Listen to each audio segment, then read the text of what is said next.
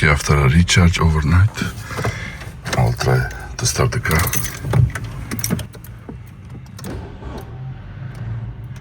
Oh, it won't start.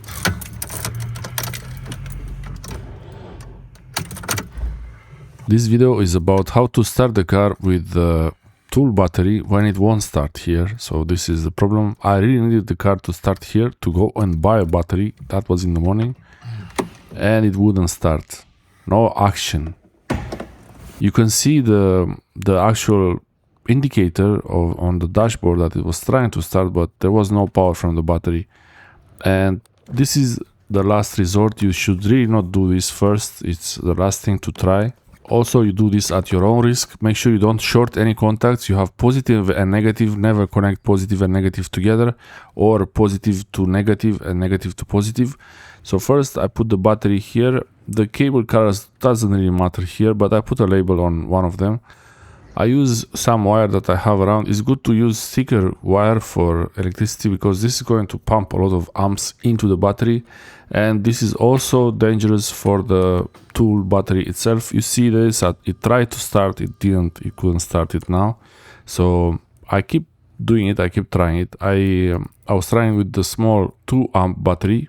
Also, when you connect this wire, make sure that you don't really make too many sparkles. And the battery shows that it's full when it's disconnected, but if you see later in the video, when I have it connected, it shows red because the voltage drops a lot. These batteries are made to work at 20 volts and the car battery is 12 volts, so there is a bit of a danger for the car also, the car electronics. Yeah, that's not ready yet, but it's getting there. You see, it's kind of trying a little bit. If you want to be the really 100% sure with the car that is safe, you disconnect the battery terminals before you try to charge it with these. So now I use the 4 amp hour battery from Parkside. This is the Parkside battery, simple batteries.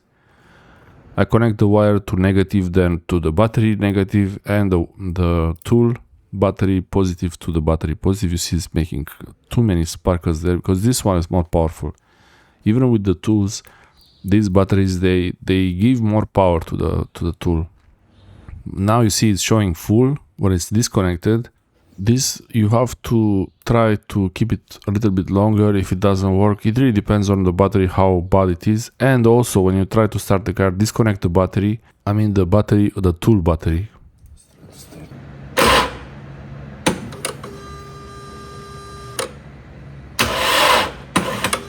It might be okay to leave the tool battery connected while you're trying to start the car. That might make it start faster, but I really prefer not to put so much pressure on the tool battery. So I simply plug it in and then disconnect it when starting.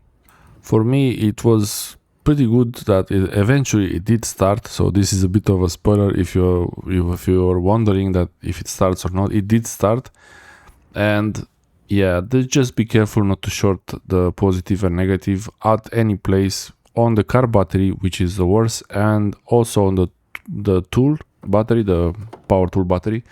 Also, the car battery was starting to make a sizzling sound here, some strange noise, and I thought that thing is going to do something weird. So yeah, be careful. You do this at your own risk, and watch very carefully what happens when it's connected.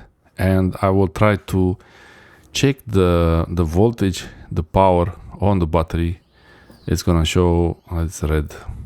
And when I disconnect the cordless tool battery, it shows that it's full green again. So that means the voltage on it goes really low when it's connected to the car battery, because the voltage between these two batteries is very different, 20 volts versus 12 volts. And the voltages usually they will try to equalize, and that's why there is a lot of current flowing from the cordless tool battery to the car battery, and that's why it might not be safe for the tool battery.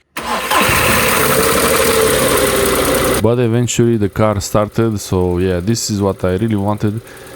You get this when you really need to start the car. I was going to go to the shop that sells car batteries to buy the new car battery, and I had the battery charged overnight, but somehow it was not working. It's interesting that after doing this, the sizzling sound on the battery, it probably desulfated the battery a little bit. I'm not really sure what happened there, but that sound didn't sound right to me. I didn't like it. And eventually the battery was starting much better than before, but I wanted to change it because it was already 5 years with this battery, and I wanted to make sure the car starts every single time. I want to check these batteries, and I will show you that they are actually charging. So the first time when you're charging them, after doing this, you have to monitor them, make sure they don't overheat. This is in the case when you really need the car to start. So this is the one light plugged into one of the batteries, the 4 amp hour batteries, and it's working pretty well. It shows that it's full, but it's not really, it needs to be charged. I charged both of them and it was pretty good. Even before charging this tool, it works. They are powering the tool fine. But the thing here to know is that forcing the cordless tool batteries to give out so much power, so many amps so fast, will drain the life of them. They will last less, but I don't use them that much, so it really, I don't know, I just dropped it now. So yeah, this is, to me, this was worth it, and it's good to know about it. It's good to know that you have this option, and I charged them and there was no sign of overheating or anything. Everything was normal, so I put them back in their case and everything is good. Thanks to these batteries, 12 volts batteries from Lidl. Thanks for watching.